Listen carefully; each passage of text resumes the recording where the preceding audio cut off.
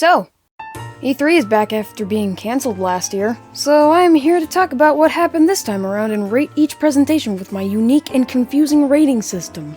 Quick disclaimer, I'm only going to be talking about the main E3 press conferences. I know there's stuff like the PC gaming show and stuff, but I'll only be talking about the big ones. I'll also be blasting through the games at a quick pace so I don't take 4 decades to get the video done.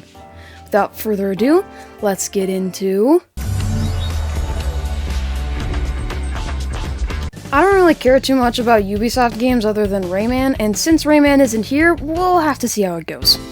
Alright, first up is Rainbow Six Extraction. It looks pretty neat. I don't care about the Rainbow Six games, but color me intrigued. They also talked about this game for a while, but hey, at least it looks interesting. Next up is Rocksmith Plus, and as someone who's been meaning to learn the guitar, I am pretty interested. It looks like Guitar Hero, but you have to actually learn the guitar.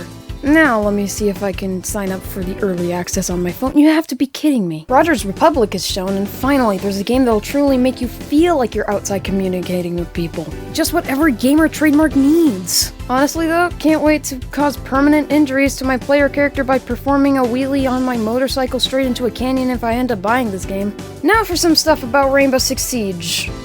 A Ubisoft original! Finally, Rainbow Six Siege is coming exclusively to Ubisoft.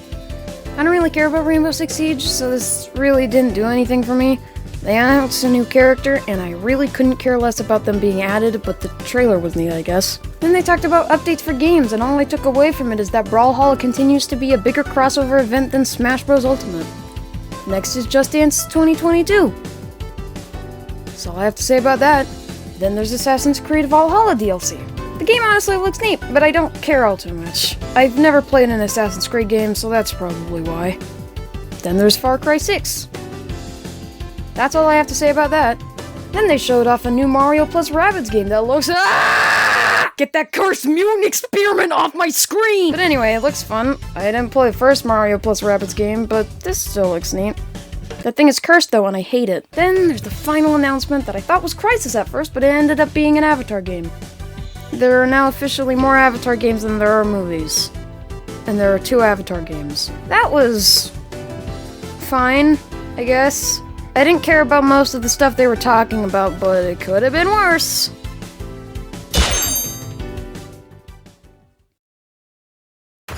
Good afternoon, everyone. It's Matt Mercer here, and I'm back as your host of Square Enix Presents. So, time for Square Enix's presentation. Don't really have any expectations for this, so let's see how this goes. They start off with a Guardians of the Galaxy game that I thought was DLC for the Avengers game, but it luckily isn't. It looks actually quite good, and then they talk about it for 20 minutes, which was a bit overkill. I am pretty excited to play this game though, it looks fun, and it's already a better choose-your-own-adventure game based on the Guardians of the Galaxy IP than the Telltale game, so that's something. Then there's some stuff about Final Fantasy ports coming to Steam and mobile phones, and Legend of Mana coming to Switch, PS4, and PC.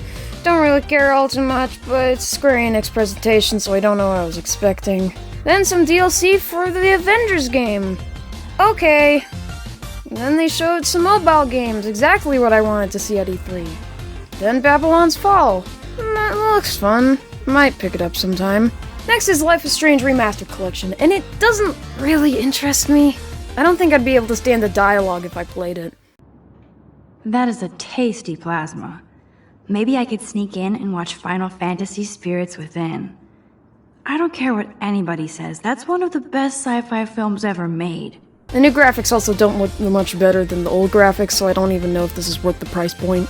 Then they go into detail about their new game, Life is Strange True Colors, where you play as Alex, someone with the psychic power of empathy, something not a lot of people have. Seems like just another Life is Strange game, so I don't care all too much. And finally, to end their show, there's... I'm here to kill chaos. Looks like chaos has been waiting for us. I only know one thing. I want to kill chaos. We need to. It's not a hope or a dream. It's like a hunger, a thirst. You sure chaos is here? This is the Shrine of Chaos. He's here. Chaos. We're here to kill chaos. No. I become chaos. Hey guys, I don't know about you, but I think he wants to kill chaos. Either way, I'm not really a Final Fantasy guy, so I don't really care. Well, that was... worse. I only cared about 2 of the 8 things they talked about. Now, to be fair, that's mainly personal preference, but that doesn't take away from the fact that most of the stuff they showed looks pretty whatever. But I will say that the 2 things I cared about in that presentation are more interesting than the stuff that was good in the Ubisoft Forward presentation. Still didn't like it, though.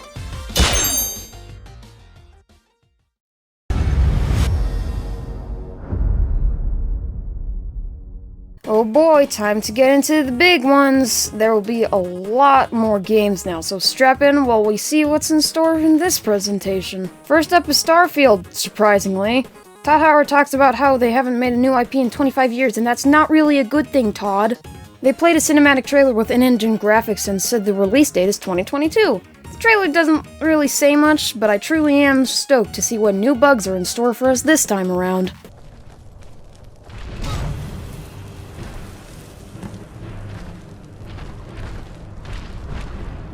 Now for an overly long trailer for Stalker 2, a sequel to a game I've never heard of.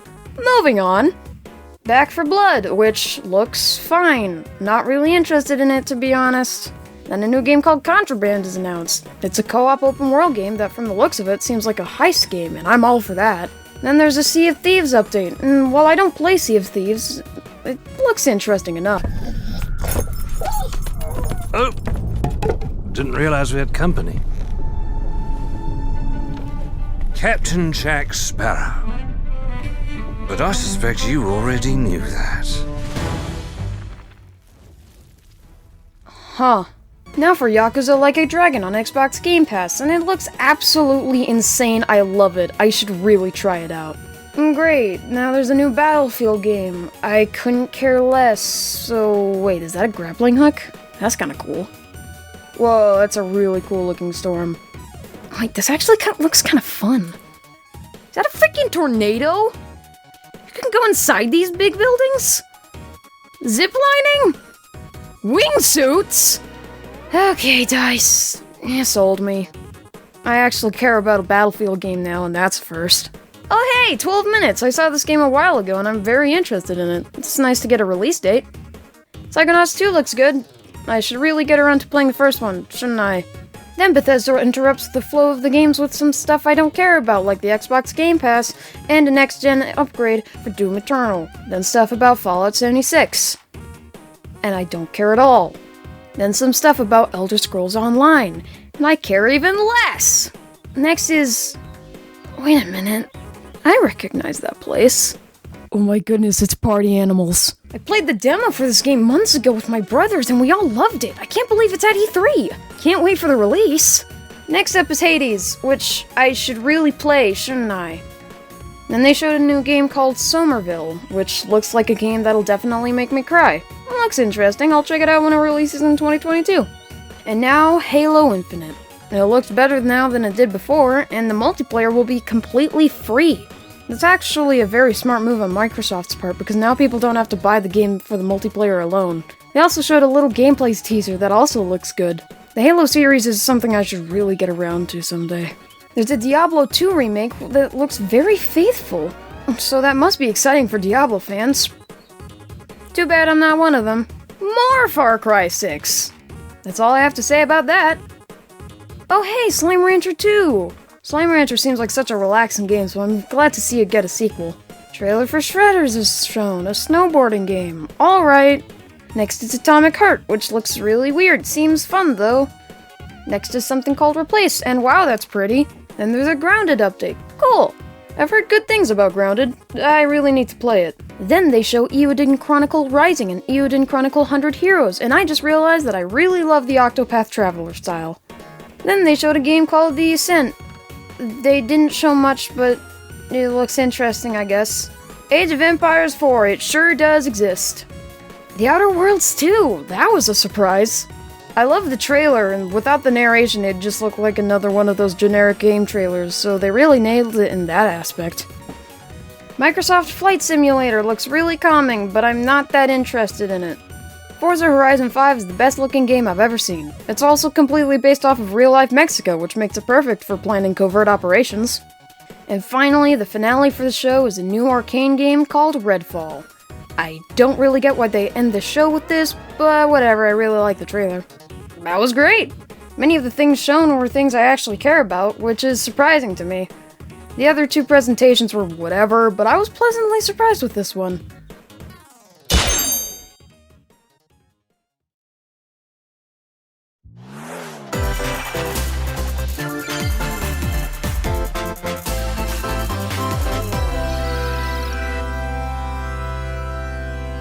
Honestly, I didn't have that many expectations for this Direct. I was just hoping it'd be good, so let's see if that actually happened. So it starts with Shinya Takahashi and Yoshiaki Koizumi talking about how the Switch is now 5 years old, which is just crazy to me. Feels like my friend told me about the Switch just yesterday. It begins with a new Smash Bros. Character, Kazuya from Tekken. I have no idea who he is, as I have never played a Tekken game, but he looks fun enough. The trailer is fun too. It's interesting that we now have 4 traditional fighting game characters, the other 3 being Ryu, Ken, and Terry. But hey, at least he seems cool. Then it's revealed that Life is Strange Remastered and True Colors are coming to Switch. I'm not really surprised, and I'm not really interested.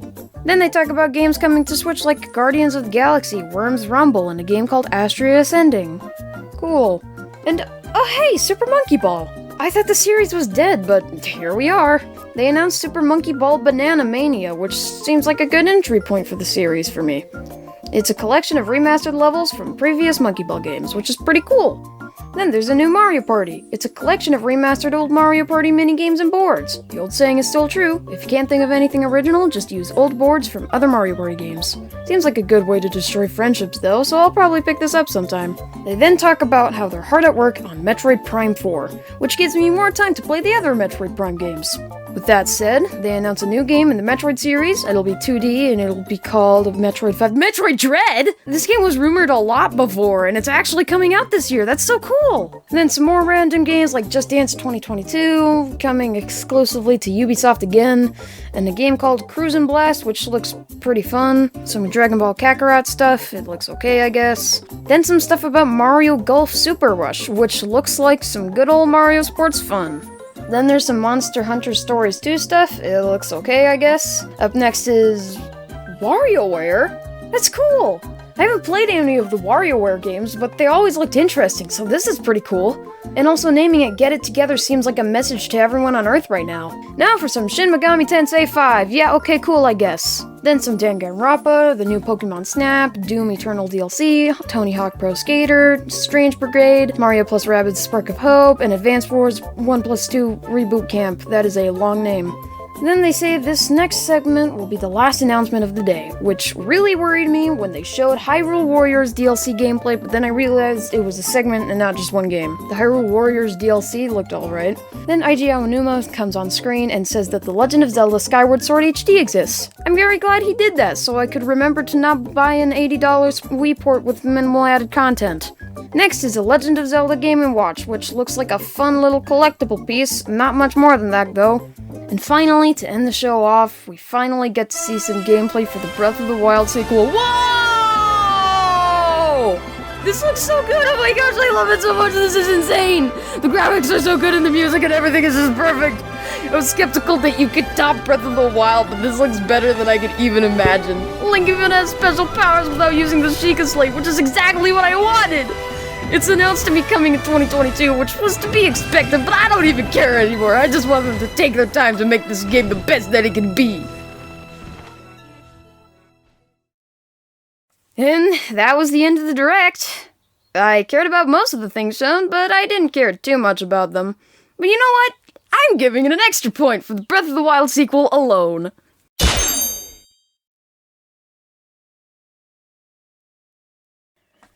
Well, that was a bad E3.